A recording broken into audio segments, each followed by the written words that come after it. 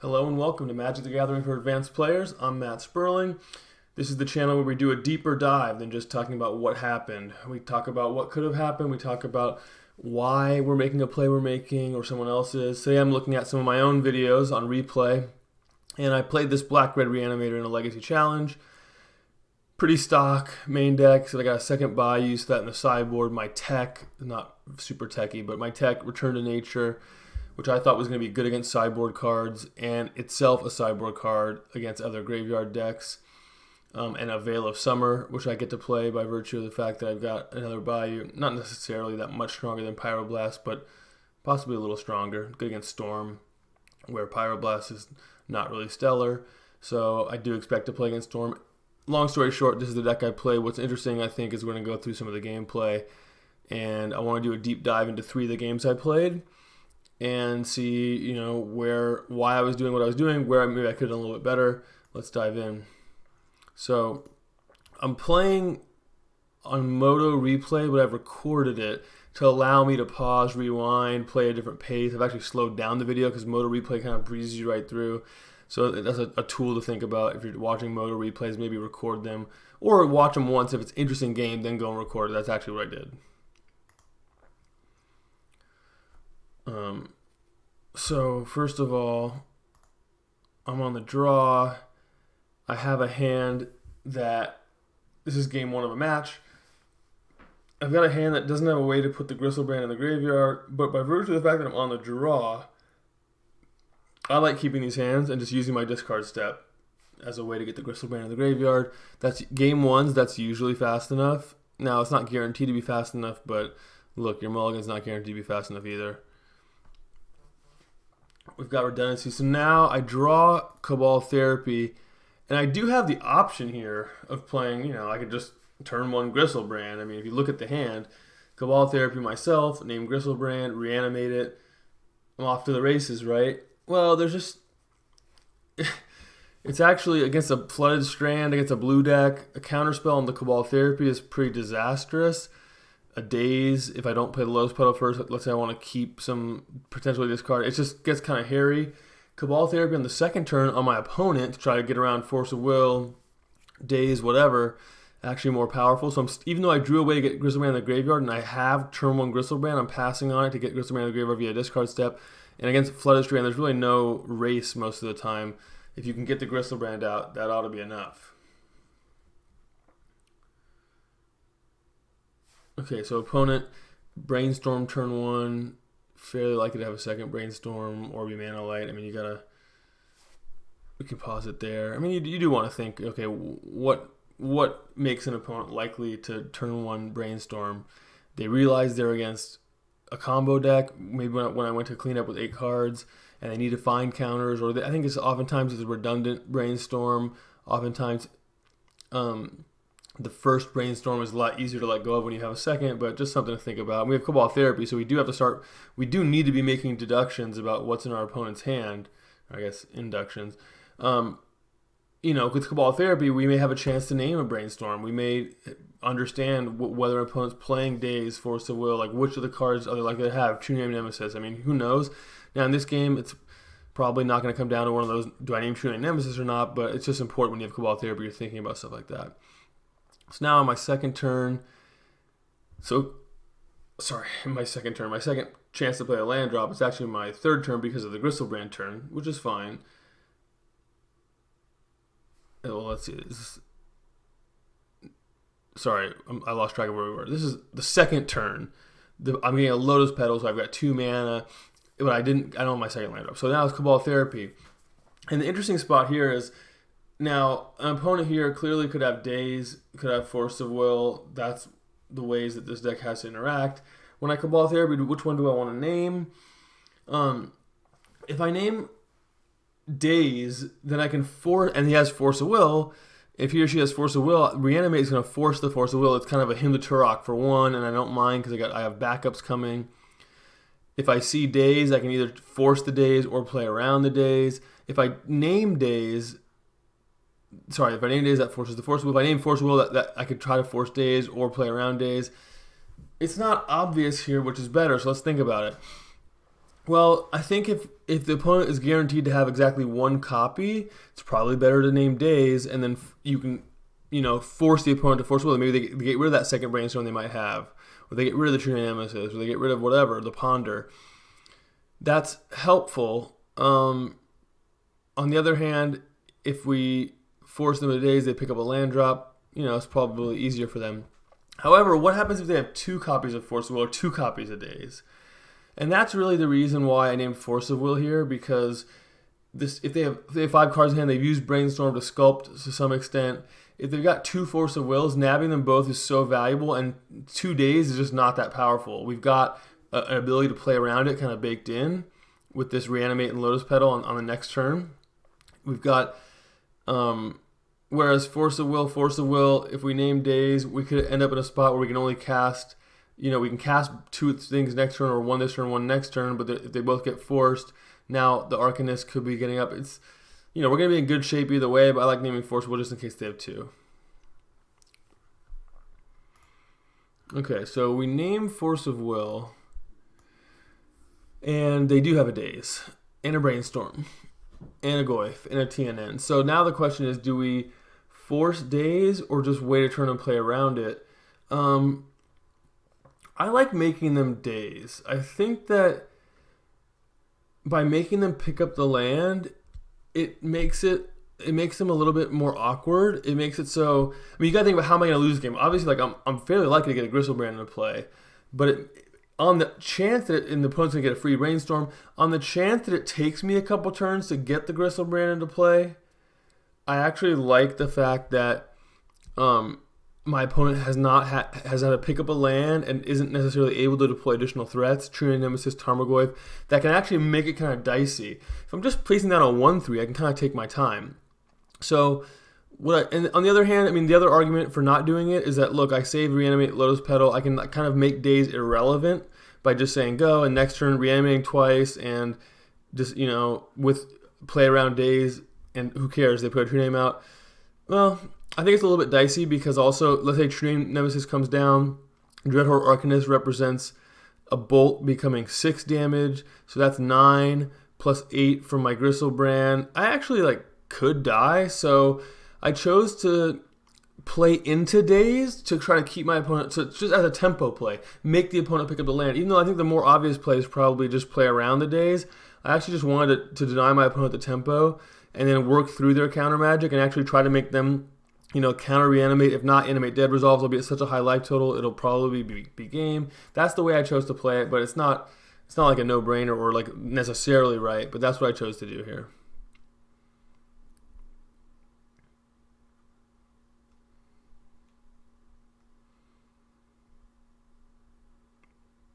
Opponent does get to fire off that Brainstorm. Now I'm going to play around a days here by leading Reanimate and then Animate Dead the next turn. Gristlebrand's in. Now I could draw 7 and try to get Unmask going. You just don't want you don't want to fall to 3 against a deck with Lightning Bolt. There's just no need. Gristlebrand's pretty much game 1.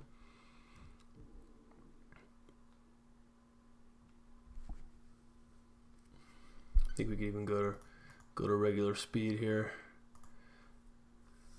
So let's speed this up. We're gonna draw 7 since we're gonna get the 7 life back. And okay, well, we want our life linker back on D, so I'm gonna Flashback Therapy first, clear the path, make sure there's no Force of Will coming, and then Dark Ritual, Animate Dead, Faithless Looting will let us kind of have a life linker back plus another flyer to finish the game. All right, opponent's got nothing. We drew Ashen Rider, so now we can just ritual. We know there's no days, so there's no need to go crazy with 2 rituals. Get the Gristlebrand back, get the Ashen Rider back, clear out the only blocker, and there's not really a way to lose a game 1 from there. Okay, let's fire up game 2, the same matchup. I'm trying to hit play on my video, that's not going to work. I got to hit play on my video player. Okay. So here we've got a pretty ideal draw. Again, we're on the draw. We could choose to use our discard step like we did last game, but let's see what I chose to do. Yeah, a couple things. So first of all, I have redundancy in ways of getting my creatures into the graveyard. So my opponent would have to counter both Entomb and Faithless Looting in order to deny me creatures in the graveyard. That's important. Also, when I'm playing game twos against against any deck, I'm thinking about what are their sideboard hate that's likely. Those are the hands they're going to keep. If they don't have it, they're fairly likely to mulligan, and that's their best way of interacting. So for the Delver decks, it's Surgical Extraction. So the discard end step threat becomes a lot weaker in post sideboard games against decks that are likely to have Surgical Extraction, and against decks in general. I mean, game one, you lose the tempo, but you're kind of like all set when you get the Gristle to play. In game 2 and 3, enough can go wrong that you actually, if you can avoid it, I mean, sometimes you got to do what you got to do, but if you can avoid it, you actually want to try to use other methods of getting creatures in the graveyard, and even Exhume is is an important way of playing around Surgical, so that's going to come up. But long story short, I've got two ways of getting in the graveyard, so I'm just going to go with Entomb here.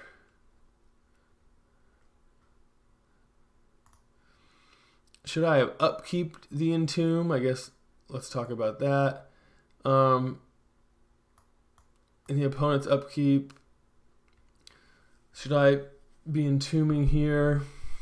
I mean, it's possible. It's possible this plays better. I don't love it against Daze to have them kind of get the replay of the land. I also think against Stifle, they have to hold up their mana. Against Spell Pierce, I guess Stifle's gonna get me either way, but Spell Pierce, they gotta hold their mana, but I guess they're gonna get me either way. So I think those kind of cut against, but the Daze makes me want to not do it because I'd rather make them, let's say their second land is a wasteland that might change what I fetch. So I really want to get bad lands. The possibility of getting wasteland looms really large. That's probably arguably the most important thing. So I'm not going to do it upkeep, but we're thinking about that kind of thing. Those kinds of sequences are really important. So now it's not wasteland, so I'm free to get bad lands. Fire off my Entomb. Oh, I also had a Chancellor Awakened here. So, yeah, that's interesting. With Chancellor, I actually don't, but I don't even, like, if the opponent has Spell Pierce, like, I kind of want my Entomb to get Spell because I want the Faithless Looting to resolve, and then, so, I'm actually, like, if I didn't have the Faithless Looting, maybe, and I have the Chancellor, maybe I should upkeep it. But it's close. The Wasteland thing is still pretty annoying, so, probably still not doing it, but these are the kinds of things you want to walk through. Between Wasteland risk and the fact that I don't need my Entomb, I think this is a clear end step Entomb. It does get dazed here, paying the 1.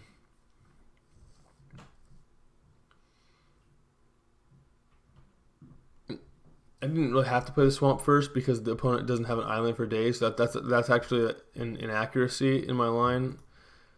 I think it's like, again, I don't want to just point out the plays that are right. I mean, I think that's actually kind of an important inaccuracy because I may draw a land that's better than Swamp. I may draw, my top 2 could be Bayou and Veil of Summer, and I might want to have that Bayou in play. So right here, I'm going to Faithless Looting, and normally you play against Delver, you want to play the Swamp first and play around Daze. Well, my opponent just doesn't have an island out, so that's an inaccuracy, and I want to actually hold that Swamp. Doesn't end up mattering here because all I need is black, but it could have mattered. Okay, now, sorry, this is another important one, so you kind of see the punchline there, but I've got 2 mana with Lotus Petal. Let's back it up with just a touch. Got 2 mana with Lotus Petal.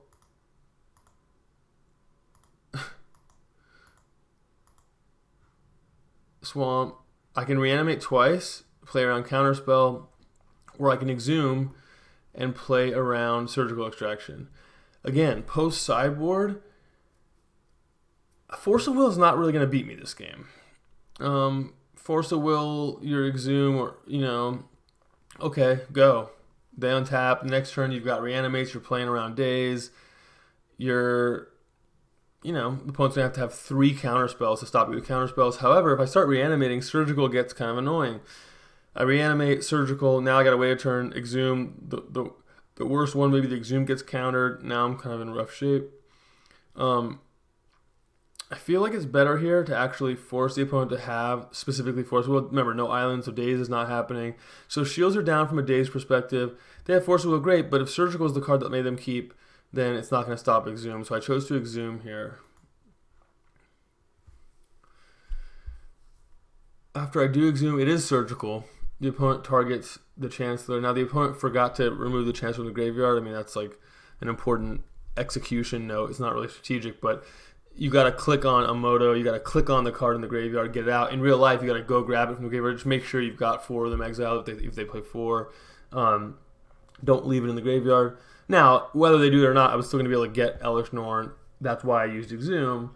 But here I get to actually get the Chancellor, so that stacked up poorly for my opponent. And one note about kind of ethical play: you don't have to like try to compensate for your opponent's misclick. I mean, the misclicks are part of the game. Plus, the opponent might be doing some kind of strategic type of leveling where they actually, I mean, not here it's extremely unlikely, but still in general, you know, I misclick. I don't expect my opponents to give it back. If they misclick, I don't give it back, and that way we're on equal footing. And we try not to misclick, but don't feel, you know, we're not playing Commander here. We're playing, so we're definitely going to take advantage of that misclick from the opponent. So now with the Chancellor out, now it's just kind of gravy from here. This is not the white version of the Delver deck that has Swords to Plowshares, that sort of thing. This is the red version. They're just not going to have a whole lot of, you know, effective stuff to do. Now Spell Pierce. Now Chancellor means it just totally shields down, so I don't even have to play a land. I don't have to looting or anything. I just put the Elesh Norn into play, and it's hard to imagine a path back for the opponent. Tarmogoyf's just not. It's just going to chump block for a turn. Again, because of the Chancellor, the shields are totally down. Picked up an Unmask here, great. Forced the chump block. Unmask. Doesn't matter what I take. That's all she wrote. Okay. So that's 2. So I won that match 2-0. Now in round 3, I'm 2-0. I go to game 3 against Merfolk, and I'm going to show you a game that I didn't play particularly well. In fact, I think I punted it. You know, this is not a channel where I'm just going to show you all the games that I thought I played well. Here's why I played well. No, this is a game I think I blew it. So let's go.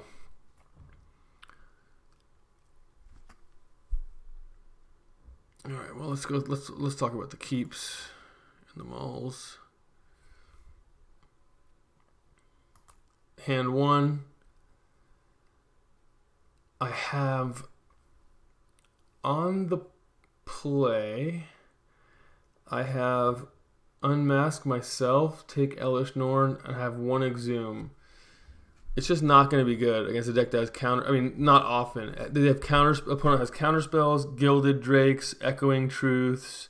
They even have some backdoor ways of dealing with it, where you can play the thing that taps it and takes away its abilities, and then block it.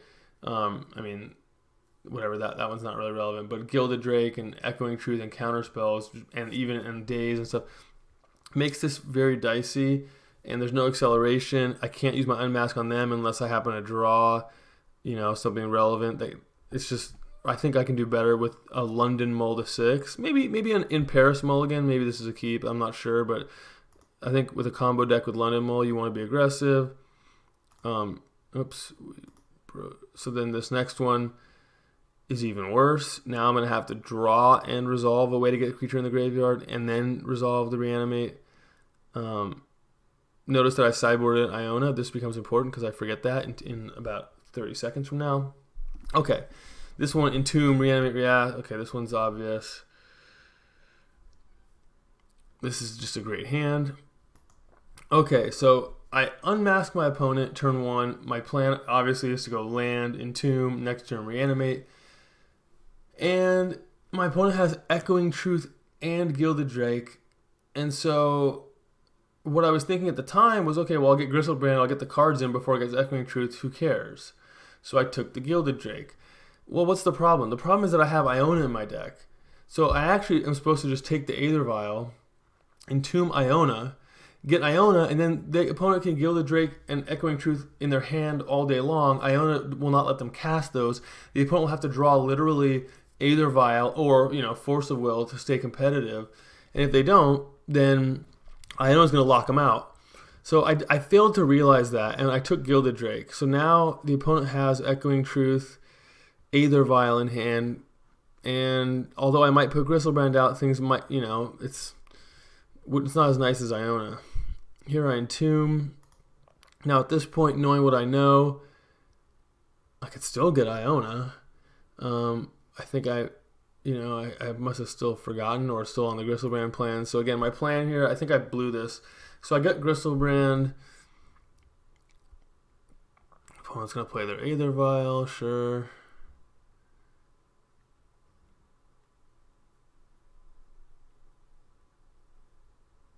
Okay, so no matter what, it wouldn't have resolved. Echoing Truth is exiled. So it hasn't come back to bite me yet. And Grim Lavamancer, if I could draw a land, that'd be kind of nice. Alright, Lord of Atlantis. Still in pretty good shape. I draw Gristlebrand. Not exactly ideal.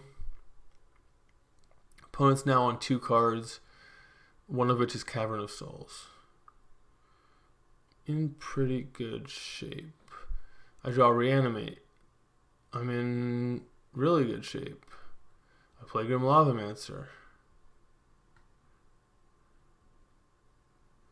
Uh-oh.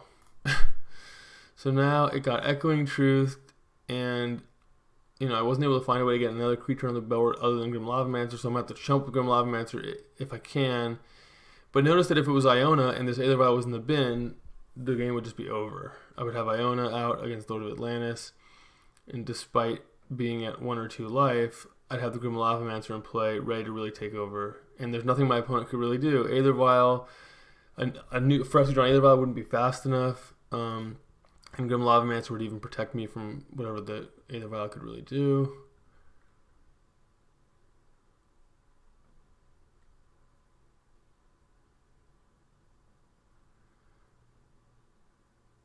And so Merfolk Trickster finishes me off. So that game, I own as in my sideboard for that type of reason. Iona is just, obviously it's really powerful against a monocolor deck. It's going to stop stuff like Bounce and Gilded Drake. I unmasked an opponent. I just didn't find the line of take the Aether Vial and then the Iona can shut them off blue. I forgot that Iona was in my deck. I played poorly. I didn't recover from it. I didn't, I could have possibly recovered there. Instead, I went and got the Gristlebrand anyways. I don't remember if I knew at that point or not, or I might have realized mid-game. I don't remember. But either way, I just failed to spot the winning line. So that's going to happen. It's fine. I went on to not do great in the tournament. Had I won that game 3, I would have been 3-0 in the tournament. Maybe I'd go on a little run. Maybe I'd do nice. Do nicely in the tournament. So we're all going to punt from time to time. That's how it goes. For me, that's a game I want to go back and rewatch. If I felt like I lost by a narrow margin, I kind of blew it.